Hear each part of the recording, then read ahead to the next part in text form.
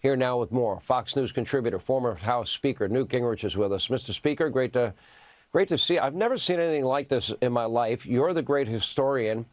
First, can you explain why would the Democrats double down on tens and tens of billions, it'll be hundreds of billions by the time it's over, of reckless spending on the Green New Deal, woke policies, DEI practices, transgenderism internationally, taking that money from the American people, double down on men playing women's sports, and double down on protecting people in this country illegally, many of them hardened criminals.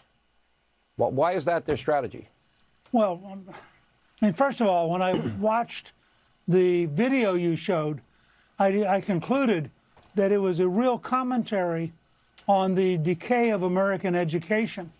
That you had all these so-called leaders who are utterly, totally incapable of speaking in an understandable way. I mean, going around yelling curse words if you're an elected member of Congress is just stupid.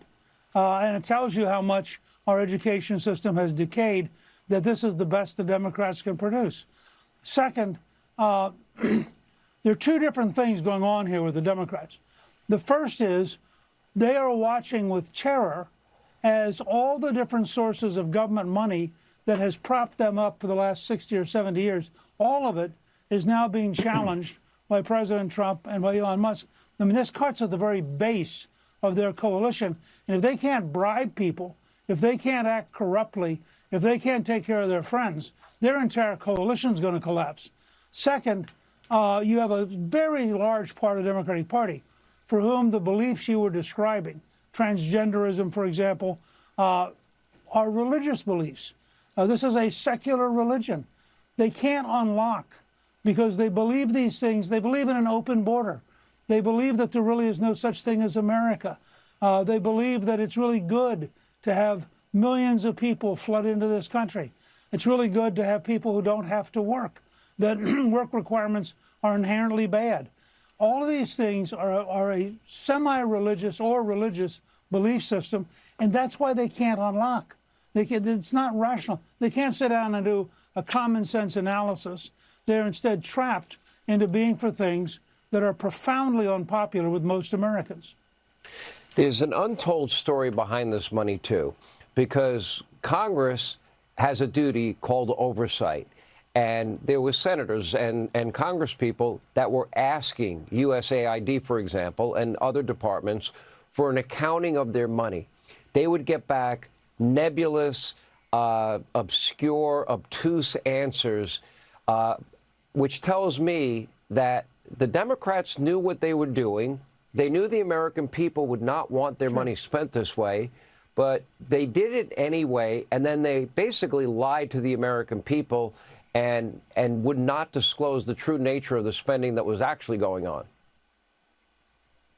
Look, I mean, you have to accept that there was a lobbyist bureaucratic empire, that empire took your money, gave it to its friends, even if they were totally incompetent, and then you'll find case after case where your money went out to systems that just don't work. That's crazy. And at that time, they were taking care of themselves.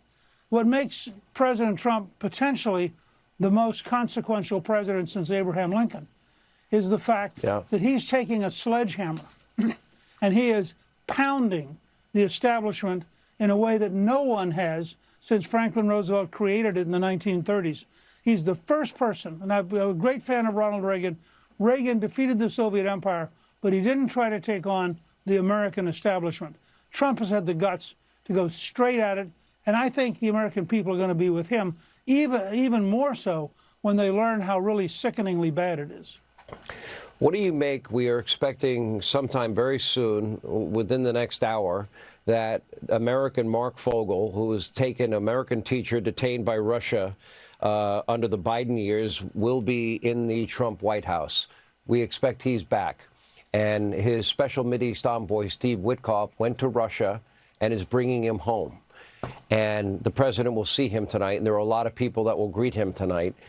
How do you interpret what Vladimir Putin is doing here? And the president also drew a line in the sand. and he said that all the hostages have until noon Saturday to be released by Hamas, or all hell will break loose. If I was Hamas and Iran, I'd believe Trump. Your thoughts? Well, first of all, the people who should most be in the target zone are Qatar. Qatar has the money. Qatar is hosting all the leaders of Hamas in very nice condominiums. Qatar is the place to really put the pressure to break Hamas permanently. Second, I think what you see happening, and I give Steve Witkoff a lot of credit, both in the Middle East and now with Russia. He's a very good negotiator.